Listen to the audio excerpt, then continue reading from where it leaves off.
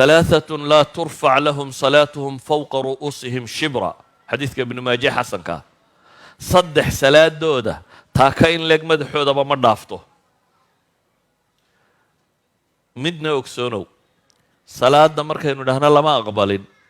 معناه ما هو وتسوع لنيسا مايا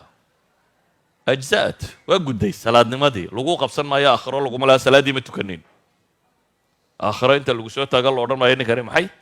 صلاة متكنين لكن ده قبص شقورة ما أسعنين واحد ساعتين هذا شرور رصته واحد ساعتين لا هذا الصلاة لبس صلاة أنت وده حيسا تكفر ما قبلها صلاة كلدم بقدرين كام يدو dadka bar baa su'aal is weydiiya ونيو صلاة ولا صلاة ku xigta haday dambiga maydhayso مثلا رمضان ilaa رمضان maxay maydhaysaa ama jimca ilaa jimca maxay maydhaysaa deetaadu mid yar oo naaqus ah heedo wax badan may maydhin markii horaad 10% iyo 5% iyo 15 marka hadaad isku jaabaysataa laga yaabaa inay maxay shantii waxoogaa maydho jimcii waxoogaa soo hadhay badh maydho oo ramadaan deyntii soo hadhay badh maydho hadaad dadaalka badiso waa laga yaabaa inay isbiirsato لكن النبي يقول عليه الصلاة والسلام صدح صلاة دودة مدحودة لما دافيو رجل أما قوما وهم له كارهون بنبور نندط شوب سكاجا هيستو صلاتك يو أن ربين سلاديس وخطر دي ملاك دولة دن يددن قصب كو هيستانا مدام يانو مالين يدي دي صلاة قرى هل صلاة كيكو هيستادان وحبالين كأن أمة دان سكاف دوبتينا ملا مداميو لكن حديث كناس كيسوح شيء من أما قوما وهم له كارهون ننكدد إمام النقضة يقول نعب وان ربن ولذلك أئمة مساجد يرقى مساجد التكية وحكا وحفيا عن إنه قلوب تددك إلاليه وددك وقف الرال لكيهن إنه النقضة محي قفك ددك تكينيه ومساجدka inaan lagu haysanin uun maxaa qorsakaar ma tiraahdaa maxaa tiraahdaa inaan iska afduubanine inay muslimku wada socdaan qulubta inay wada socotaaba ka muhiimsan waxa kale oo dhan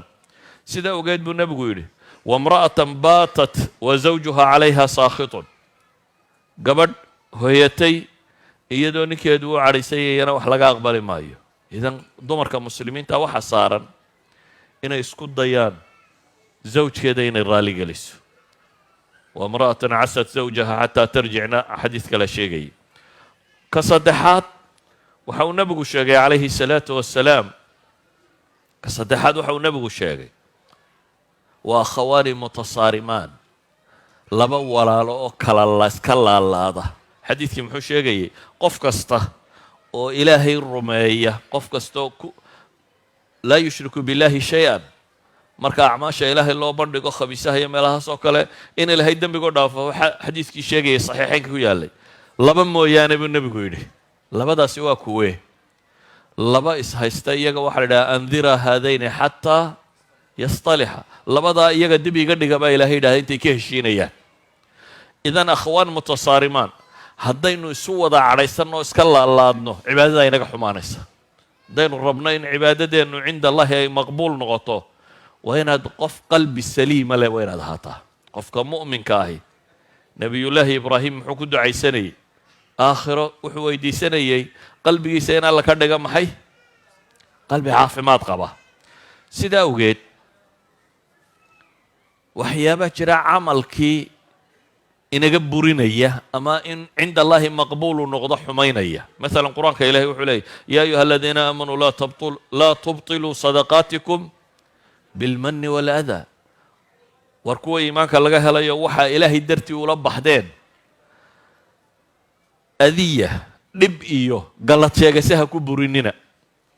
haddaad intaad wax bixiso un ka daba hadasho ninkaa beraan si fiican u galay qoladaa biil baan u diraa maalin kasta lacag joogtaa baan ha iska burinin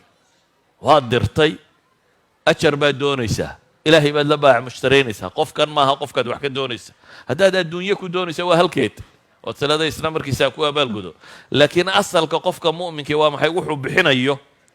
ilaahay buu kula tijaaraysanaya waxay la mid tahay lacagtaad bangiga dhigato markaad bangiga tagtay accountka lacag ku shubato soo ma rumaysnidan adigu leedo account ku shubatay tanaad baxsatayna waxaad rumaysantahay accountka aakhira inaad ku shubtay سادرادد واحد رميسان تهي إن أي تهي كيد أدو كيد ستي عد كلا واحد سيسي ماها qofka muslimkiisaa suu fakeraya waxaan ula baxay inay tahay kayd uu isagu meel dhigtay haddaba kaydkaaga ha iskaga burinin baa ilaahay leeyahy inaad sheegto oo aad manni aad dadka ugu gallad sheegato amase adiya iyo dhib inaad ka dabageyso sida awgeed waxaan leenahay ayuha alxiba acmaasha in laynaga aqbala maalan nebigu wuxuu leeyahy calayhi salaatu wasalaam ninka caraaf u taga kuwan faalfaaliya waxaa kale rumaysta wuxuu sheego maxay حديث روايات كقاركود وحي شقين أنا 40 يوما محي عمل كيس الله أقبلين وفرت عشان عمل كاق الله أقبل ما يهدي لي 100 3 يوحي بس كده سمايا وحبوت كنيسة وهي ذمة هذا طرفتين بريه شو تجزئك قضاء لقوية لن مايو لكن ده أجر كيل الربي هي تسكيل لقوي نساء هل كذا أجر كهالي لهيت أي أجر كي نقصان من نساء هذا ما يهلا حبة حين وبهنا عبادات كإنه إلهي أولا إيمان إنه سبحانه وتعالى inaynu xumaha ka ilaalino inaynu qurunka ka tirtirno inaynu maxay qalbigeennu uu noqdo qalbi soo jeeda waayo maa fi lquluub xataa inaha la aqbalaya waxay ku kala gedisayin baynu waxa qalbiga ku jira wa maalan nabigu calayhi salaatu wasalaam wuxuu leeyahy dirham ayaa wuxuu ka badiyey sabaqa dirhamun 100,000 dirhamin buu nabigu yidhi hal dirham وصدق الله بحيي أيا كفض بطو كديريي بقول كنو درهم بالنبي يقول بقول كنو درهم سوق بدنيا نبي عليه الصلاة والسلام وحي علماء لي درهم كانوا شيء مثلا مركز سوق حيسي أما مركز سوماليا كقحدين هذا قام وحباه السن أو $8 ستة حوله وأنا كأجد ضمبيني ووضنات قرنين شوقو ده طبعا كان لحج على كبدن بقولالك كوا هستا كأجد شراء haddii aad mid 5 u dhiibto waad la naf qaybsatay markaa weeyaan nin balaayiin iska haysta hadduu in yar ka xoobiyo mid u tuuro 100,000 isaga agtiisa $5 qiimaha kugu joogtay kuma joogaan maxay boqolaalka kani idan xaaladda aad ku sugantay iimaanka qalbigaaga ku jira ilaahay sidaad u weynaynayso aakhira sidaad u hunguraynayso waxay qiimo u yeelayaan cibaadaadkaad la imanaysaa intay leegtahay marka camalka lama yaraysto dirham ha noqdo ama laba ha noqdo ama ha ka batee camalkaaga ha yaraysanin xataa waxa axaadiistu tilmaamaysaa tawxiidkeennu sow laa ilaaha ila allah muxamadun rasuulullah ma wada lihin dhammaanteen sow dad muslimiina ma wada lihin xataa laa ilaaha ila allahdeen isku qiimo maaha aakhira markaynu tagno isku qiimo maaha waayo axaadiista nebigu waxay sheegaysaa calayhi salaatu wasalaam qaar aakhiro tegey oo tawxiidsaday laakiin dembiye galay dabeetana dembiyadii ay sameeyeen lagu ciqaabay oo cadaabka galay laakiin cadaabka ku waari maayo horta laa ilaaha illa allah mar kasta waxbay taraysaa waayo cadaabka inaad ku waarta habay kaa ilaalinaysa gaalkaa cadaabka ku waaray qofkii muwaxidka ahaa xataa hadduu cadaabka galo wuxuu ku jirayaa maxay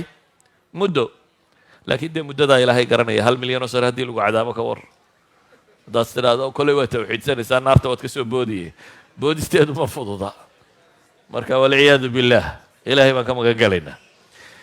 laakiin waanad ku waaraynin waad ka soo baxaysaa aakhirkii waxaa kaloo uu nebigu sheegay calayhi salaatu wasalaam mid inta la soo taago la keenayo 99 sijilla 99 fayl baa la keenaya oo dunuubuu galaya kan ma gashay kan ma yaa rabbi haa buu leeyahy waa qiranaya waxaa la leeyahy wax xasano aanu kaa dulminay miyaad garanaysa wax xasanaadkaagii maqan oo aan meesha kuu oolin miyaad garanaysaa may buu leeyahy yaa rabbi xadiisku wuxuu leeyahy ilaahay baa wuxuu ku yidhaahdaa xasanaanu ku haynaa weli mid baa kuu hadhay dabeetana bataaqaa la keenaa buu nabigu yihi waa kaadh sijillaadka waxaa la yidhi mashriq iyo maqrib bay sijil weliba uu taxan yahay tani laakiin waa kaadh waa bataaqaa la keenaa bataaqadaasi waxaa ugu qoran tawxiidkiisii dabeetana waa la saaraa miisaanka wuxuu xadiidkaasi tilmaamayaa inuu bataaqadaasi waxaan oo dhan ay ka cuslaan doonto yacni waxaa meesha ka cad dadkii wada tawxiidsaday inaan tawxiidkoodu isku qiimo goynin qaar dunuubtii ay galeen ee zinadii iyo rabshadihii iyo wixii ay galeen inuu wada maydhi kari waayey dabeetana in naarta lagu soo daahirinayo. qaarna waxaa la tilmaamaya tawxiidkiisa culaysku leeyahay ilaahay siduu u weyneynayay uga cabsanayay ee rabbi qalbigiisa u deganaa tawxiidkiisaasi inuu miisaan weeye oo dunuub badan uu la degayo tawxiidkaas. haddaba waxaynu leenahay acmaasheenna waxay u baahan tahay kow atanqiya, intaynu nadiifin karna inaynu nadiifinno, waxaynu cunayno inaynu xalaal ka dhigno, waxaynu huwanay inaynu isku dayno inuu xalaal noqdo. dadka inta badan how much you earn un baynu isweydiinaa, waxay doonaa kugu soo galo, laakiin waa mushkilad. waxay ahayd inaad isweydiiso maxaad xalaal xoogsatay, waxa kale aakhiro iyo adduuntoona anfac ma leh. maxaa xalaala si cibaadaadkaaga aanay u qarribin, si diinkaagu aanu u xumaanin. xalaasha inaad ku dadaashid, ducadaadu si ay cinda allahi maqbuul u noqoto. waxaa habboon markaa acmaashaynu samaynayno o dhan sumca iyo riyaa iyo istus iyo ismaqashiin iyo waxaasoo dhan inaynu ka dahirno, inaynu ka dhigno acmaal lilaahiya, ilaahay dartii un waxaad u samaynayso waanad cid kale waxba kaga raadacaynayn. waxaynu u baahannahay acmaal aynu aqoon u leenahay oo marka hore shuruudu sixa